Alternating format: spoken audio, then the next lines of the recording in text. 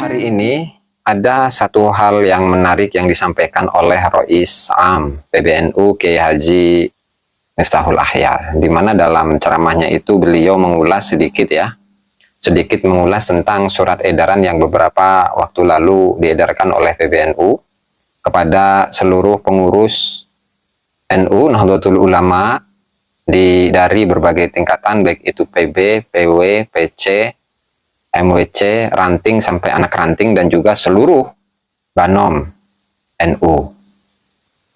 Dan tentu pada poin yang keempat itu adalah satu poin yang paling menarik di antara poin-poin yang lainnya terkait dengan PWILS. Bahwa PWILS ini atau para kader-kader Nahdlatul Ulama itu tidak boleh untuk mengikuti atau berperan aktif di sebuah organisasi yang memang sengaja dibuat untuk permusuhan atau organisasi yang berlawanan bertentangan dengannya. Tentu berbagai macam penafsiran, berbagai macam interpretasi mengenai surat edaran tersebut, ya banyak orang yang memiliki pandangan mengenai interpretasi dari surat edaran tersebut. Nah, tapi pada intinya dari apa yang beliau sampaikan ini bahwa Nahdlatul Ulama itu adalah sebuah organisasi yang diridhoi oleh para wali-wali Allah. Kemudian Nahdlatul Ulama ini sudah tidak perlu lagi dengan banom-banom yang lain, karena banom-banomnya itu sudah lengkap. Nah, sehingga PWILS, Perjuangan Wali Songo Laskar Sabilillah, dan saya sebagai salah satu warga dari Sabiliyin. Apa Sabiliyin itu? Ya, PWI, Perjuangan Wali Songo Laskar Sabilillah, Sabiliyin. Jadi orang-orang yang tergabung dalam PWILS itu saya istilahkan dengan Sabiliyin. Nggak perlu lagi, meskipun PWILS itu mayoritas dari para anggotanya, para pengurusnya itu adalah dari kalangan kader-kader Nahdlatul Ulama, atau secara umum adalah warga Nahdliyin akar rumput yang tidak menjadi pengurus di berbagai tingkatan, tapi semangatnya itu sama dengan semangat Nahdlatul Ulama. Nah, hanya begini, kalau misalkan yang beliau sampaikan itu dalam ceramah atau sambutannya itu mengangkat sebuah hadis tentang Ruwaibidah, dan Ruwaibidah itu adalah ar-rajulu tafih yatakallamu fi amrin nas. Nah, itu adalah seseorang laki-laki yang at-tafih, seorang laki-laki yang nggak tahu diri, yang dia itu berbicara di hadapan banyak orang, tetapi tidak berdasarkan atas segala macam latar belakang keilmuan. Artinya dia bukan ulama, dia bukan kiai, dia tidak memiliki latar belakang pesantren, tapi dia itu selalu berbicara tentang agama. Sehingga ini sangat sinkron dengan hadis sayati 'alan nasi zamanun katsirun khutaba'uhu qalilun fuqaha'uhu. Dan ini adalah hadis tanda-tanda akhir zaman, di mana nanti di akhir zaman itu akan ada suatu masa di mana banyak orang-orang tukang ceramah. Tukang ceramahnya banyak, tetapi orang-orang yang memiliki pendalaman dalam ilmu itu sangat sedikit. Apakah kemudian ketika kita aplikasikan ini, ya, banyak fenomena dari oknum-oknum Habib yang jumlahnya sangat banyak. Dia tidak memiliki latar belakang keilmuan. Kemudian dia berfatwa begini dan begitu, begini dan begitu. Dibandingkan dengan Kiai Nusantara. Di mana Kiai Nusantara ini memiliki latar belakang pesantren, memiliki latar belakang pendidikan akademik, pemikirannya cerdas, pemikirannya kritis, dan melihat fenomena yang ada ketika dalam hadis Ruwaibidah itu mengatakan yusaddaku fihal kadhibu, di mana orang yang dusta dianggap jujur, dianggap benar. Wa yukadzabu fiha shadiq, orang yang jujur dianggap dusta, dianggap orang-orang yang melakukan adu domba di antara umat Islam, di antara bangsa Indonesia. Yu'tamanu fihal khain, orang yang berkhianat dianggap sebagai orang yang terpercaya. Leluhurnya nggak pernah memerdekakan Indonesia, tapi dianggap orang yang memerdekakan Indonesia. Kemudian wa yukhawwanu fihal amin, orang yang terpercaya dianggap orang yang berkhianat. Dia merusak apa namanya, harkat dan martabat NU, harkat dan martabat Nahdlatul Ulama. Nah ini sebenarnya fenomena ini ada kita temukan. Tapi ketika ini disematkan kepada anggota PWILS ini tidak sesuai pada tempatnya, Kiai. Ya, sehingga coba di sini kita simak ya, bagaimana statement dari siapa namanya, Rois Am, ya Rois Am, di mana beliau menyatakan, simak. Nikmatnya Allah mewujudkan kita, lalu ditambah nikmatul imdad, kita dijadikan pengurus di sebuah organisasi yang insya Allah nikmat model dakwahnya ada yang merangkul, ya, tidak memukul, yang menyayangi, tidak menyayangi, dan yang lain.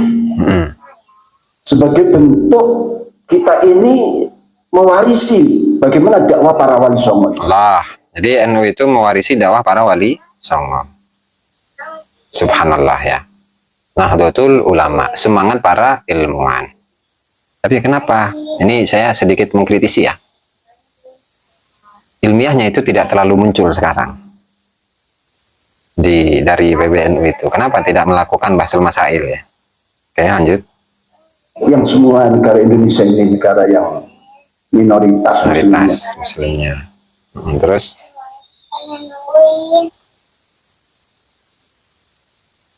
menjadi minoritas muslimnya berbalik menjadi mayoritas. Tapi di menurut dakwah merangkul, tidak memukul. Nah ini harus tetap dilakukan oleh Nahdlatul Ulama. Bukan suka mencela orang, menghina orang. Bukan dengan semangat berapi-api, tapi memojokkan orang lain. Kalau ada orang lain yang salah, kelompok yang salah, perorangan yang salah, kenapa kita tidak dekati? Kita tunjukkan kesalahannya. Udah itu kalau ini bisa menjadi baik, betapa luar biasa pahala yang kita. Bukan lalu kita pukul. Jangan dipukul, Cenaga.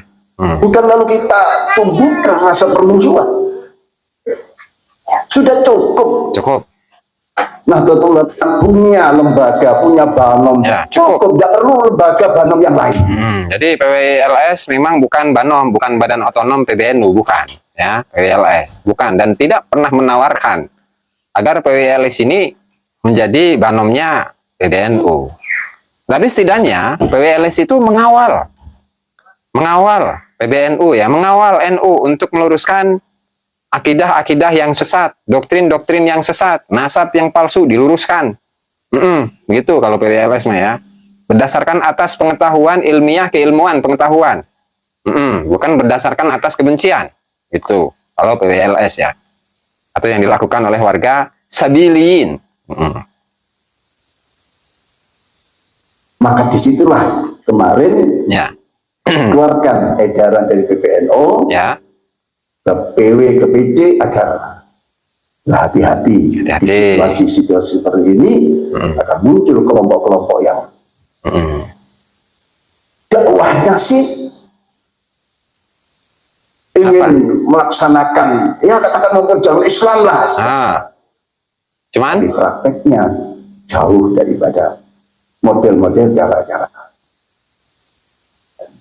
ini. Karena apa? Sebagai bentuk jadi ketika saya dakwah gitu ya, kalau dakwah saya kan di YouTube, ketika saya buka kajian-kajian tasawuf, kajian tafsir, kemudian meluruskan sejarah, meluruskan doktrin-doktrin sesat, apakah itu salah? Dan apakah itu dianggap sebagai mengajak permusuhan, menyudutkan dan sebagainya? Nggak ngerti saya mah.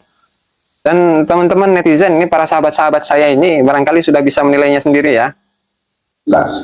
Karena umat kita masih banyak yang gerudak-geruduk. Gerudak-geruduk. Saya yakin NU akan tetap jaya. NU jaya. Tetap akan menjadi mayoritas di Indonesia ini. Amin. Karena NU adalah SK para aulia. Allah, SK para aulia. Tuh. Ini sih.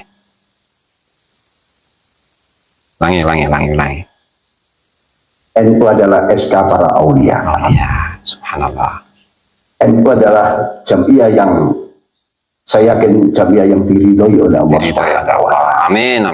Karena memang model-model semuanya itu ya model seperti aswajannya itu ya asal wajar saja kan gitu. Asal wajar Di saja. samping aswaja singkatan Ahlussunnah wal Jamaah, aswaja merupakan singkatan asal wajar saja. Asal wajar saja. Yang wajar itulah kita. Wajar. Yang wajar itu yang seimbang itu. Yang wajar itu yang ada real yang benar itu. Track yang benar itu. Track yang benar. Ini nikmat dari Allah, Nikmat anugerah dari Allah Allah. Subhanahu wa taala. Para hadirin hadirat rupanya sudah mulai di Surabaya itu memang tidak boleh lama-lama. Tidak boleh lama-lama. Sudah mulai tampak kepayahan mungkin untuk persiapan sebuah resepsi yang wah menggemparkan ini ya. Kami tidak memperpanjang, cuman mari sikap sam'an wa ta'atan atau sami'na wa ta'ana tegak lurus kepada pimpinan yang tertinggi. Ya, sama natatan. Dari anak ranting ke ranting, ranting ke MBC, MBC ke PC, PC ke PW, PW ke PB. Selama itu dalam kebenaran. Ya, selama itu dalam kebenaran. Saya yakin apapun keputusan yang diterima oleh PW, PC sampai anak ranting dari PBNU melalui pertemuan rapat, ya kita punya UKK yang hampir tidak pernah istirahat mempelajari, ya, mentelengi lah apa-apa yang akan dibuat, diketik, diedarkan. Ya. Itu semua melalui sebuah, ya tentu selama kita ini sebagai manusia tentu ada kekurangan-kekurangan. Nah, itu ya. Ya, teman-teman bisa menyimpulkan sendiri. Jadi ini sepertinya merupakan salah satu dari upaya untuk mengklarifikasi surat edaran yang beberapa waktu lalu diedarkan oleh PBNU kepada seluruh pengurus-pengurus NU dari berbagai tingkatan, dan juga kepada seluruh kader-kader NU dan kepada seluruh pengurus dari Banom-Banom NU. Dan silahkan simpulkan sendiri. Allahumma fiqh ila aqwamit thoriq. Assalamualaikum warahmatullahi wabarakatuh.